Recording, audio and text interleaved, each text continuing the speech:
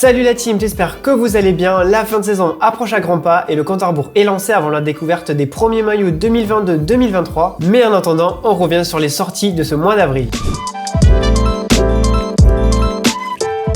À la une, Nike a dévoilé un nouveau pack nommé Progress Pack. Il est marqué par le retour du blanc sur la tige avec des détails bleus sur la Mercurial et des détails jaune fluo sur la Phantom GT. On a également une combinaison de couleurs sur le swoosh qui vient lui apporter du relief. Adidas a de son côté dévoilé le pack Diamond Edge. Il habille de blanc et de bleu les trois silos de la marque allemande, un coloris frais et estival que perso j'aime beaucoup. Autre grosse sortie du côté des trois bandes, c'est celle des maillots pour l'Euro féminin qui aura lieu cet été. Suède, Belgique, Espagne, Allemagne et Irlande du Nord connaissent désormais leur tunique pour la compétition. Je vous affiche les visuels à l'écran et je vous laisse me dire dans les commentaires lequel est votre préféré. Crampon, quelques semaines après la sortie de la Mercurial Air Zoom Ultra, Nike dévoile une nouvelle Mercurial en édition limitée, la Mercurial Vapor Next Nature. Une paire fabriquée à partir de 50% de matériaux recyclés, avec un design plutôt original provenant d'une impression 3D. Pour info, Ada Egerberg est l'ambassadrice de la paire. Leroy Sané a lui reçu une paire personnalisée. Elle présente un design rouge et argenté qui n'est pas sans rappeler une certaine T90 sortie dans les années 2000. En plus de ça, l'inscription Insane est présente sur la paire. Outre sa signification, il s'agit d'un jeu de mots avec le nom du joueur. Malheureusement, la paire ne devrait pas être commercialisée par Nike. En effet, sur le packaging, on peut voir l'inscription One of One. On passe chez Puma qui a complété son pack Instinct avec un nouveau coloris pour la Ultra, du gris et du orange, un combo qui donne l'impression de l'avoir partout sur les terrains. Toujours chez Puma, mais côté maillot cette fois-ci, le Milan AC a dévoilé son 4e maillot en collaboration avec Nemen, une marque de streetwear italienne. On a une base blanche avec un imprimé style délavé qui laisse apparaître les traditionnelles bandes rouges et noires du Milan, un design assez fou mais qui ne fait pas l'unanimité chez les supporters. Direction Turin maintenant où la Juve a elle aussi dévoilé son 4e maillot en collaboration avec l'artiste brésilien Eduardo Cobra, un design original avec des formes géométriques de teintes différentes comme on peut le voir sur les œuvres du brésilien. On poursuit sur les 4e maillots puisque l'OL a dévoilé un maillot événementiel porté contre l'OM et qui servira de 4e maillot pour la saison 2022-2023. Un maillot bleu avec des détails rouges et dorés, des couleurs qui font référence aux armoiries de la ville et qui témoignent de l'attachement du club à sa ville d'origine. Le PSG a remporté son 10e titre de champion de France et la question qui se posait était de savoir si oui ou non ils allaient mettre une étoile au-dessus de leur blason. On peut voir ça sur le maillot de l'AS Saint-Etienne par exemple, mais il faut savoir qu'il n'y a aucune règle concernant l'ajout d'une étoile sur le blason et que c'est un peu au bon vouloir des clubs. Alors on a eu pas mal d'infos contradictoires ces derniers temps, mais il semblerait que le club ait décidé de proposer un maillot collector, un maillot avec une étoile ainsi que les 10 dates des titres remportés. Ce maillot sera porté jusqu'à la fin de la saison et il sera disponible à partir du 18 mai au prix de 140 €.